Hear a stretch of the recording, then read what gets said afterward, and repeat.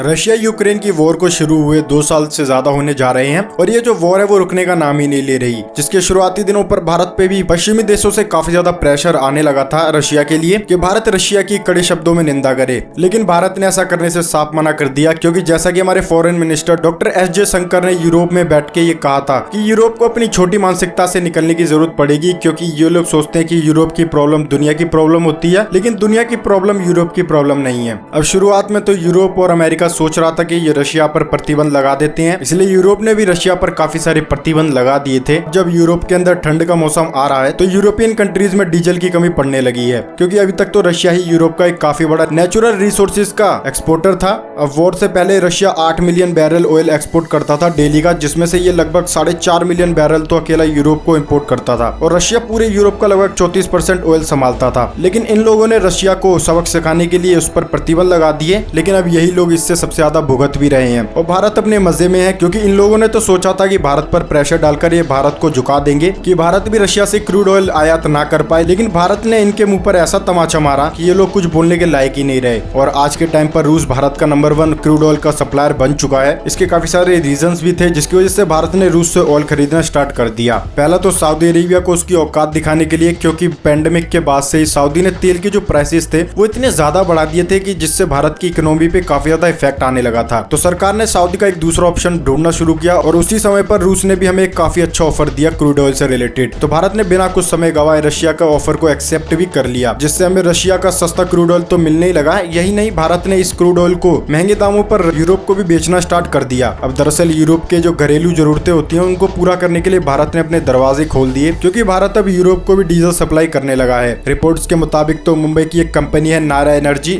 जिसने पिछले साल रूस से अपने कुल कच्चे तेल का जो आयात था वो 60% रूस से अकेले खरीदा था, और यही कंपनी बाद में यूरोप को भी डीजल भी बेच रही थी। वहीं रिलायंस इंडस्ट्रीज भी यूरोप का एक काफी बड़ा टॉप सप्लायर है, और रिलायंस भी अपनी जरूरतों का 1/3 हिस्सा रूस से ही खरीदता है। तो तुम देख रहे हो यूरोप ने कैसे अपने पैर पे खुद ही कुल्हाड़ी मारने का काम किया है, और इससे जो भारत की इंपोर्टेंस है वो भी अपने आप बढ़ गई। तो यार इसी बात पर कमेंट में तुम जय हिंद जरूर लिख के जाना। बाकी तो मिलते हैं नेक्स्ट वीडियो में। जय हिंद।